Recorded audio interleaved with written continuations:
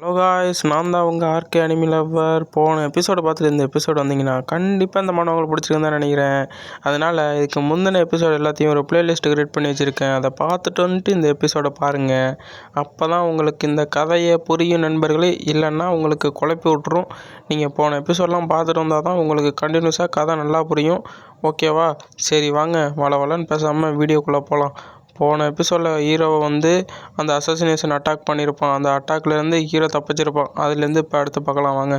Hero பார்த்து அவன் கேட்குறான், டேய் என்னோட ஆம்பஸை நீ எப்போ தடுத்த என்னோட அட்டாக்கை அப்படின்னு அவன் அந்த வில்ல போய் ஹீரோ பார்த்து கேட்டுக்கிட்டு இருக்கும்போது ஹீரோ ஒரு கத்தி எடுத்துகிட்டு சொல்கிறான், அதெல்லாம் நீ ஏன்டா கேட்குற, வா நம்ம அடித்து பார்த்துக்கலாம் யார் பெரிய ஆளுன்னு, ஓகேவா அப்படின்னு சொல்லிட்டு ஹீரோ ஒரு கத்தி எடுத்துகிட்டு ஃபாஸ்ட்டாக போயிட்டு அவனை அட்டாக் பண்ணுறான். ஹீரோ டக்குன்னு பார்த்தா அந்த இடத்துல இல்லாமல் அவன் மறைஞ்சு போயிட்டு ஹீரோக்கு முன்னாடி வந்துட்டு, டேய் நீ ரொம்ப ஸ்லோவாக இருக்கடா அப்படின்னு ஹீரோ பார்த்து சொல்லிட்டு இருக்கான். ஹீரோ என்னென்னு சுதாகரித்துக்குள்ளேயும் அவன் கையில் வச்சுருக்க ஒரு பாய்சன் தடவுன கத்தியை ஹீரோவை நோக்கி விட்டுறான்.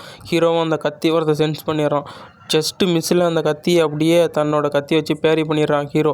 நினச்சி பார்க்குறான், என்கிட்ட அந்த 2 ஸ்கில் ஒண்டி இல்லைன்னா இந்நேரம் நான் அந்த பாய்சன் கத்தியில் மாட்டி இறந்து போயிருக்கணும் அப்படின்னு ஹீரோ நினச்சிக்கிட்டு இருக்கான்.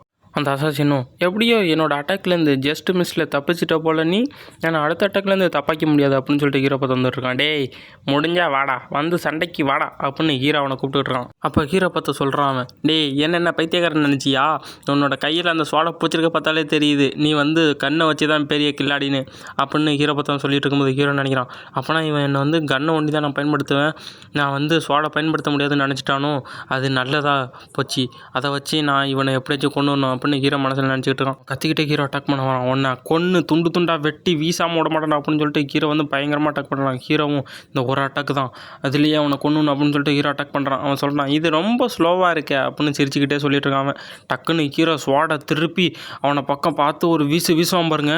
கூட எதிர்பார்த்துருக்கவே மாட்டான் அவன். டேய் இவனை பார்த்து பிகினர் மட்டும் தானடா இருந்தான், எப்போ திடீர்னு இப்படி ஒரு அட்டாக் பண்ணான் அப்படின்னு சொல்லிட்டு ஜஸ்ட் மிஸ்ல அந்த அட்டாக் அப்படியே அவனோட சின்ன கத்தியை வச்சு பேரி பண்ணிவிடுவான். ஹீரோவும் டேய் இத்தோட உன்னோட சோலி முடிஞ்சிரா அப்படின்னு சொல்லிட்டு ஹீரோ ஒரு 3 ஸ்கில்லை பயன்படுத்த ஆரம்பிப்பான். மவுண்டன் பிரேக்கிங், ஸ்வாட்மேன்ஷிப்பு, ஸ்ட்ரென்த்து, அதுக்கப்புறம் காம்போ அப்படின்னு 3 ஸ்கில்லில் ஒன்றா பயன்படுத்துகிறான் ஹீரோ. அந்த 3 ஸ்கில்லையும் ஒன்றா பயன்படுத்தி தன்னோட ஸ்வாடில் மொத்த எனர்ஜியும் வர வச்சு அதோட 6 பவரையும் வர வைக்கிறான் ஹீரோ. இத்தோட உன்னோட சோலி முடிஞ்சிரா அப்படின்னு சொல்லிட்டு ஹீரோ ஒரு பவர்ஃபுல்லான அட்டாக் அவனை பார்த்து அட்டாக் பண்ண போகிறான். அவனும் பயத்திலேயே ஹீரோவையே பார்த்துக்கிட்டு இருக்கான், என்னடா அவன் இவ்வளோ பவர்ஃபுல்லாக அட்டாக் பண்ண போகிறான்னு. டேய் நான் என் ஸ்கில்லை மாற்றி ரொம்ப நேரம் ஆச்சுடா, நான் இப்போ ஒரு ஸ்வாட்ஸ்மென்ட்ரா அப்படின்னு சொல்லிட்டு மவுண்ட் பிரேக்கிங் ஸ்வாட் ஆர்ட் அப்படின்னு சொல்லிட்டு பவர்ஃபுல்லாக அந்த அட்டாக்கை லான்ச் பண்ணுறான். அந்த அட்டாக்கை அவன் மேலேயும் போய் விழுந்துருது, பயங்கரமாக கத்திக்கிட்டு இருக்கான் ஆன்னு. ஹீரோவும் நான் ஒரு ஸ்வாட் மேன்ட்ரா அப்படின்னு ஹீரோ அவனை பார்த்து சொல்லிட்டு இருக்கான். பண்ண அட்டாக்கில் அப்படியே அவன் வாயிலேருந்து ரத்தமாக கக்கிட்டு இருக்கான் அவன். அப்போ ஹீரோ அவனை பார்த்து, டேய் இப்போ தெரியுதா யார் பெரிய ஆளுன்னு அப்படின்னு ஹீரோவனை பார்த்து பேசிக்கிட்டு இருக்கான். அதுக்கு தாண்டி செல்லம் என்னை மட்டும் ஆளலாம் நீ குறைச்சி இறப்படக்கூடாது அப்படின்னு பேசிகிட்டு இருக்கும் போதே அவன் டக்குன்னு எந்திரிச்சு, டே முட்டாவில் அவனை சும்மா விட மாட்டேன் அப்படின்னு சொல்லிட்டு அவன் கையில் வச்சிருக்க கத்தி எடுத்து வேகமாக ஹீரோ பார்த்து விட்டுறான். அப்படி விட்டுரும்போது ஹீரோ ஆச்சரியமாக பார்த்துட்டு இருக்கான், எப்படா அவன் இன்னும் உயிரோடு இருக்கான் அப்படின்னு பார்த்தாங்கிட்டு ரத்தம் தெரிகிற மட்டும் தெரியுது. என்னென்னு பார்த்தா அந்த வில்லப்பையிலும் செத்து விழுந்துடுறான். ஹீரோவுக்கு கரெக்டாக இடுப்பில் சுருவிடுச்சு அந்த கத்தி. அடைச்சே அந்த முட்டா பைய டக்குன்னு வயிற்றில் குத்திவிட்டான், இது ரொம்ப வலிக்குதே, இப்போ நான் என்னோடய ஸ்கில்லை மாற்றி ஆகணும், இல்லைனா விஷம் உடம்பு ஃபுல்லாக பரவிக்கிட்டு இருக்கேன் ஐயோ அப்படின்னு சொல்லிட்டு ஹீரோ ஸ்கில்லை மாற்றுறான்.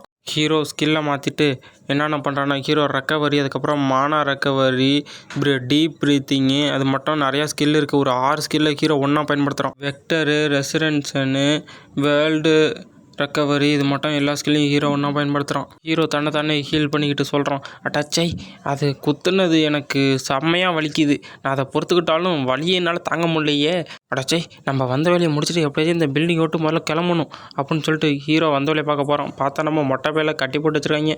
5th ஃப்ளோரில் இருக்கான். மொட்டை டக்குன்னு கீழே விழுந்துறான். கீழே விழுந்துட்டு கீழே ஒரு கண்ணாடி மட்டும் இருக்குது, அதை எடுத்து தன்னோட கட்டை அவுத்து எப்படியாச்சும் தப்பிச்சு போயிடலாம் அப்படின்ட்டு முயற்சி பண்ணிக்கிட்டு இருக்கான். அப்போ ஏதோ நிழல் தெரியுது, யாரா அதுன்னு அப்படி திரும்பி பார்க்குறான். அவன் வாயில் கட்டியிருக்க அந்த துணியை ஊற்றுறான். கிம் வாரியர் நீங்கள் இங்கே எப்படி வந்தீங்க அப்படின்னு அவன் கேட்கும்போது ஹீரோ அவனோட கையெல்லாம் ஊற்றுறான். அப்போ அந்த மட்டை கேட்குறான், என்ன காப்பாற்ற தான் இவ்வளோ தூரம் நீங்கள் ரிஸ்க் எடுத்து வந்தீங்களா அப்படின்னு ஹீரோ பார்த்து கேட்கும்போது, ஆமாம் அவங்கள காப்பாற்ற தான், நீங்கள் வயசில் மூத்தவர் இல்லையா அப்படின்னு ஹீரோ சொல்கிறான். சரி எவ்வளோ சீக்கிரம் நீங்கள் வெளில போகிறோமா வளது நல்லது, சரி வாங்க நம்ம இந்த பில்டிங் விட்டு முதல்ல வெளில போகணும், இல்லைனா அவங்களாம் வந்துடுவாங்க அப்படின்னு சொல்லிட்டு இருக்கான் ஹீரோ.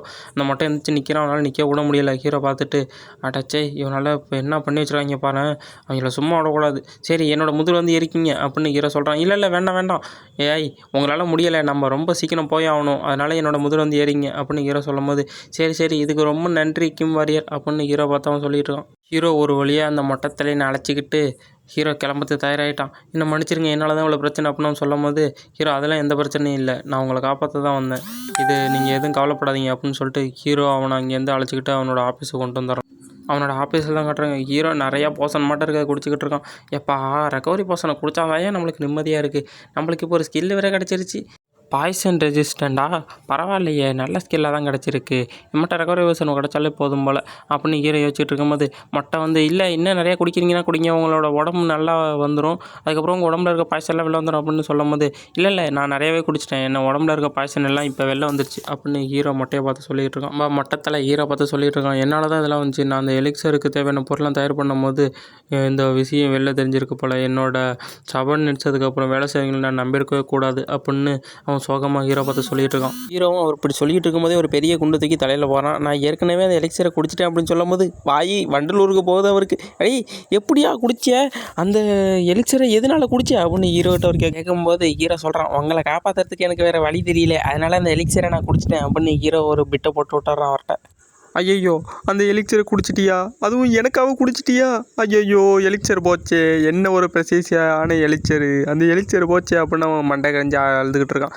அப்போ கதவை டம்முன்னு யாரை தட்டுறாங்க, யார் மறுதிருப்பி அந்த கும்பல் வந்துட்டாங்களா, நம்மளை அட்டாக் பண்ண வந்துட்டாங்களா அப்படின்னு ஹீரோ பார்த்து கேட்கும்போது ஆமாம் எப்படியாச்சும் காப்பாற்று, அவங்க வந்துட்டாங்க போல் அப்படின்னு சொல்கிறான் அந்த மொட்டை.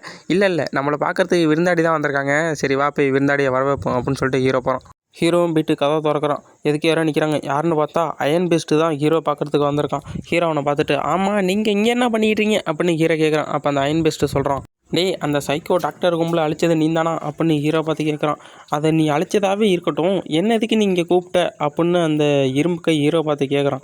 அப்போ ஹீரோ மனசுக்குள்ளேயே நினச்சிக்கிட்டு இவன் ஒன்றையும் விட்டுருந்தா அந்த டாக்டர் கும்பலோட அடிச்சுக்கிட்டு மோதிக்கிட்டு ஜெயிச்சு இவனுக்கு நிறையா ரிவார்டு பாயிண்ட்ஸு அதுன்ட்டு நிறையா கொடுத்துருப்பாங்க, ஆனால் இப்போ மொத்தத்தையும் நம்ம லவட்டிட்டோம் அப்படின்னு ஹீரோ மனசுக்குள்ளேயே சிரிச்சுக்கிட்டு இருக்கான். அப்படி நினச்சிட்டு இருக்கும்போதே அவன் கேட்குறான், நீ என்ன புதுசாக எதுவும் குரூப்பில் ஆரம்பிக்க போறியா, எனக்கு ஒரு குரூப்பை வச்சு நடத்துகிற அளவுக்குலாம் திறமை இல்லை, அதனால் நீங்கள் அதை பற்றி எதுவும் பேசாதீங்க, ஏன்னா அது எனக்கு விருப்பமே கிடையாது அப்படின்னு ஹீரோ அந்த இரும்பு கிட்ட சொல்லிடுறான். அப்படின்னா என்ன பண்ண போகிற, அதான் நான் வந்து ஜெயிச்சிட்டேன்னு, அந்த இடம்லாம் நீங்கள் இனிமேல் உங்களுக்கு தான், நான் வந்து ஒப்பந்தம் போட்டது உங்களுக்கு ஞாபகம் இருக்குதுன்னு நினைக்கிறேன், நான் வந்து உங்களுக்கு ஒரு கடனை திருப்பி செலுத்தணும்னு நீங்கள் சொன்னீங்களே, அந்த கடன் இது வந்துட்டு போகுது அப்படின்னு ஹீரோ அவன்கிட்ட சொல்லிகிட்டு இருக்கான்.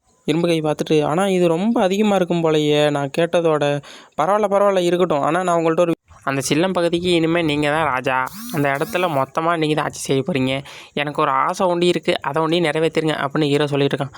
என்ன ஆசையாக இருக்கும், முதல்ல என்ன ஆசைன்னு கேட்போம் அப்படின்னு தான் மனசுக்குள்ளேயே நினச்சிக்கிட்டு இருக்கான் இரும்பு கை.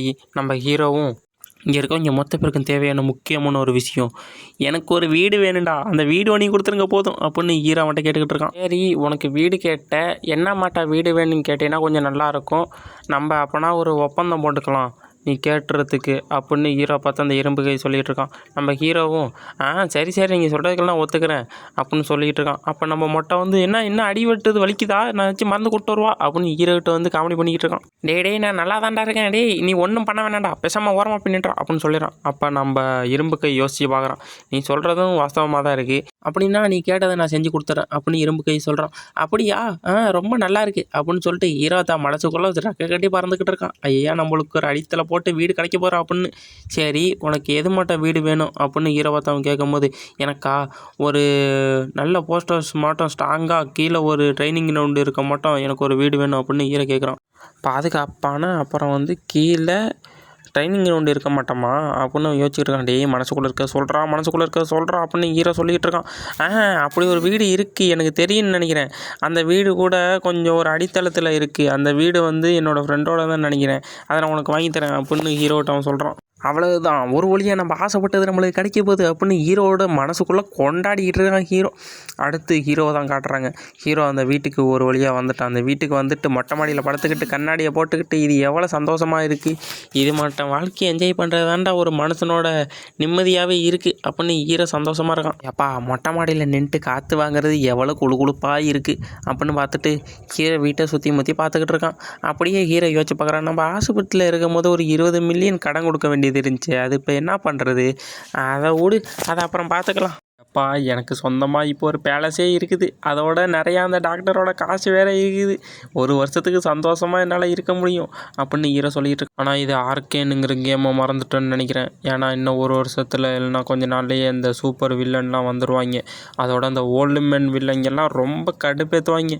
அவங்க வந்து இந்த மொத்த நகரத்தையும் அழிச்சிருவாங்க. அதுக்குள்ளேயும் நம்ம இந்த வீட்டை ஏன் தேர்ந்தெடுத்தோம்னு போயிட்டு கொஞ்சம் தேடி பார்க்க வேண்டியது இருக்குது அப்படின்னு சொல்லிட்டு ஹீரோ இங்கே கிளம்புறான். ஹீரோவும் அடுத்து நேராக ஒரு இடத்துக்கு போகிறான். போயிட்டு நிற்கிறான். என்ன இடம்னா அது ட்ரைனிங் கிரவுண்டோட அண்டர் கிரவுண்டில் ஒவ்வொரு செவராக தட்டி தட்டி பார்த்துக்கிட்டு இருக்கான் ஹீரோ. கடைசியாக ஒரு செவத்துக்கிட்ட வந்துட்டு இந்த செவரு தாண்டா அப்படின்னு பாயிண்ட் பண்ணிடுறான். தான் கையில் வச்சுருக்க கோடாலியை ஓங்கி அந்த செவத்தில் ஒரு அடிப்பான் பாருங்க, அப்படியே சுக்கான்னு நொறுங்கி விழுந்துடும். ஹீரோவும் என்னடா ஒரு அட்டாக்கே இவ்வளோ வீக்காக இருக்குது அப்படின்னு பார்த்துட்டு சிரிக்க ஆரம்பிச்சிருவான் ஹீரோ. ஓ, நான் இவ்வளோ ஸ்ட்ராங்காக மாறிட்டேனா, அதனால தான் இந்த செவரு இவ்வளோ சீக்கிரம் கீழே விழுந்துட்டா, சரி நம்ம இனிமேல் தொடர்ந்து இது தோண்ட வேண்டியதாக அது கிடைக்கிற வரைக்கும் அப்படின்னு சொல்லிட்டு ஹீரோ தோண்ட ஆரம்பிக்கிறான். நான் முயற்சி ஒன்றையும் கைவிட மாட்டேன்டா, நான் விளையாடும் போது இப்படிலாம் இல்லையடா, எவ்வளோ அழகான கேம்டா இது அப்படின்னு ஹீரோ நினச்சி பார்த்துக்கிட்டு இருக்கான். அப்படியே ஜாம்பி மட்டும் மாறிட்டான் ஹீரோ. ஆனால் முயற்சி ஒன்றையும் கைவிட மாட்டேன்டா அப்படின்னு சொல்லிட்டு ஹீரோ வெறி கொண்டு மறுதிருப்பியும் நான் ஜாம்பியாக மாறினாலும் பரவாயில்ல அப்படின்னு சொல்லிட்டு ஹீரோ மறுதிருப்பி அங்கே வெட்டிக்கிட்டே இருக்கான். வந்துரு தானா வந்துரு அப்படின்னு வெட்டும் போது கீழே இருந்து தண்ணி மட்டும் ஏதோ வருது. ஹீரோ அந்த தண்ணியை ருசிச்சு குடிக்கும் போது ஆஹா அவ்வளோதான்டா அப்படின்னு சொல்கிறான். ஹீரோ அப்படியே டக்குன்னு ரெக்கவரி ஆகிடும். இந்த தண்ணியோட ருசி எனக்கு நாக்கிலேயே நிற்கிது அப்படின்னு சொல்லிட்டு ஹீரோ பார்க்குறான். ஓ, என்னோடய உடம்புலாம் ஹீலாயிட்டா இந்த மான தண்ணினால். இந்த மான தண்ணி வண்டி இருந்துச்சுன்னா போதும், 0 ஹெச்பியில் இருக்க பிளேயராக இருந்தாலும் டக்குன்னு ரெக்கவரி ஆயிடுவாங்க. அவ்வளோ பவர்ஃபுல்லான வாட்ரு இது அப்படின்னு ஹீரோ சொல்லிகிட்டு இருக்கான். ஆனால் இது வேறு எங்கேயுமே கிடையாது, இந்த ஒரு வீட்டுக்கு கீழே ஒன்று தான் கிடைக்கும், அதனால தான் நான் இந்த வீட்டை தேர்ந்தெடுத்தேன் அப்படின்னு ஹீரோ சொல்லிகிட்டு இருக்கான். பார்த்தா ஒரு டேப்பில் நிறையா தண்ணி போட்டுக்கிட்டு இருக்காங்க. என்னென்னு பார்த்தா ஹீரோ பார்த்து எடுத்துக்கிட்டு இருக்கான் அந்த தண்ணியை ஊற்றியே. எப்பா இது ரொம்ப நல்லா இருக்குப்பா, அடுத்து நம்ம போய்த்து பயிற்சி எடுக்க வேண்டியது இருக்குதுன்னு நினைக்கிறேன், அடுத்து ட்ரைனிங்க்கு போக வேண்டியதான் அப்படின்னு சொல்லிட்டு ஹீரோ கத்தி எடுத்துகிட்டு கிளம்புறான். ஹீரோ அந்த மவுண்டைன் அட்டாக்கை தான் மறுதிருப்பி பயிற்சி செஞ்சுக்கிட்டு இருக்கான். அதுக்கப்புறம் ஹீரோட வீட்டை தான் காட்டுறாங்க.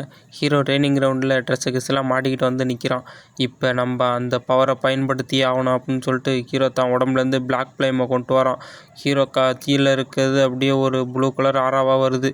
அதை பார்த்துட்டு ஹீரோ இந்த பவரை கண்டிப்பாக நான் பவர்ஃபுல்லாக பயன்படுத்தி மொத்த பேரையும் வீழ்த்துவேன் அப்படின்னு சொல்லிட்டு ஒரு அட்டாக் பண்ணுறான். பவர்ஃபுல்லாக இருக்குது. ஹீரோ பயங்கரமாக அப்படியே இங்கிட்டு நவந்து இங்கிட்டு விட்டுறான். அதுக்கப்புறம் அங்கிட்டு குத்துறான். ஹீரோ பவர்ஃபுல்லாக அட்டாக் பண்ணி ட்ரைனிங் எடுத்துக்கிட்டு இருக்கான். இந்த பிளாக் ஃப்ளேம்ஸ் எனக்கு வந்து பயிற்சி எடுக்கிறது ரொம்ப உதவியாக இருக்குது அப்படின்னு ஹீரோ நினச்சிக்கிட்டு இருக்கான். இப்போ என்னென்ன ஸ்கில்லை பயன்படுத்துகிறான்னு காட்டுறாங்க. Strengthening strong, single point, fire resistant, meditation, அதுக்கப்புறம் மானா கன்சப்ஷன் அப்படின்ட்டு ஹீரோ நிறைய ஸ்கில்லை பயன்படுத்தும். ஹீரோ அப்படியே அந்த ஸ்கில்லாம் பயன்படுத்தி பயிற்சி எடுத்துகிட்டு இருக்கும்போதே டக்குன்னு ஹீரோட உடம்பு அப்படியே க்ளோவாக ஆரம்பிக்குது. ஹீரோன்னு நினச்சி பார்க்குறான். இந்த பிளாக் ஃப்ளேம்ஸ் ரொம்ப பவர்ஃபுல்லாக மாறிடுச்சு போலையே, முன்ன நடந்த மட்டுமே என்னோட உடம்பு இப்போ க்ளோவாக இருந்துச்சுன்னு தான் நினைக்கிறேன் அப்படின்னு ஹீரோ நினச்சிக்கிட்டு இருக்கான். ஹீரோ அடுத்து இன்னொன்று யோசிச்சு பார்க்குறான். நம்மளுக்கு இன்னொரு வேலை இருக்கே, அந்த மானா கல்டிவேஷன் ஸ்க்ரோல், அதை பற்றி எனக்கு ஒன்று தான் தெரியும். ஏன்னா நான் விளாண்டப்ப அது ஒரு ஸ்டோரில் ஒன்று தான் கிடைக்கும். அப்போ அந்த ஸ்டோரில் இருக்கும், கண்டிப்பாக அது உனக்கு தேவையா அப்படின்னு அவன் ஹீரோ பார்த்து கேட்கும்போது ஆமாம் எனக்கு அது கண்டிப்பாக தேவைப்படும் அப்படின்னு ஹீரோ சொல்கிறான். அது என்னென்னு பார்த்தா மானா கல்டிவேஷன் ஸ்க்ரோல். அந்த மானா கல்டிவேஷன் ஸ்க்ரோலை பற்றி யாருக்குமே தெரியாது, பழங்கால மானா கல்டிவேஷன் ஸ்க்ரோல் என்னை தவிர அப்படின்னு ஹீரோ சொல்லிகிட்டு இருக்கான். இதுதாண்டா இப்போ எனக்கு உதவ போகுது, நான் போயிட்டு முதல்ல அந்த மானா கல்டிவேஷன் ஸ்க்ரோலை வாங்கி லெவலப் பண்ண போகிறேன் அப்படின்னு சொல்லிட்டு ஹீரோ டக்குன்னு கிளம்பி அந்த ஷாப்புக்கு போயிடறான். ஷாப்புக்கு எதுக்கு போய் நிற்கும் போது என்னது க்ளோஸில் இருக்கா அப்படின்னு சொல்லிட்டு ஹீரோ கையை வைக்கிறான். ஹீரோ கையை வச்சோன்னே ஏதோ ஒரு நோட்டீஸ் வருது. அது இந்த கடையில் எதுவும் இல்லை, கடையை மூடிட்டாங்களா? இல்லையே ஆர்கன்சியில் நான் பார்த்த வரைக்கும் எல்லா கூட்டமாலும் இருக்கும், மொத்த கடையை எப்படி மூடி வச்சுருக்காங்க? இதுக்கு வாய்ப்பே இல்லையே, அவ்வளோ கூட்டமாக இருப்பாங்க. ஆனால் இங்கே இப்போ ஒருத்தரையும் காணும், மொத்த இடமும் வெறிச்சோடி கிடக்கு. நான் நினச்ச மட்டும் ஆர்கன்சியோல் நல்ல இடமா இருக்காதுன்னு நினைக்கிறேன், மொத்தமாக வேறு மாட்டம் இருக்குது. இப்போ நான் என்ன பண்ணுறது அப்படின்னு ஹீரோ யோசிச்சுக்கிட்டு இருக்கான். அதோட இந்த எபிசோடு முடியுது நண்பர்களே. இந்த எபிசோடு பிடிச்சிருந்துச்சின்னா ஒரு லைக், ஒரு ஷேர், ஒரு கமெண்ட் பண்ணுங்கள். அப்படியே சப்ஸ்கிரைப் பண்ணுங்கள். நெக்ஸ்ட்டு வீடியோவில் மீட் பண்ணலாம். பாய்.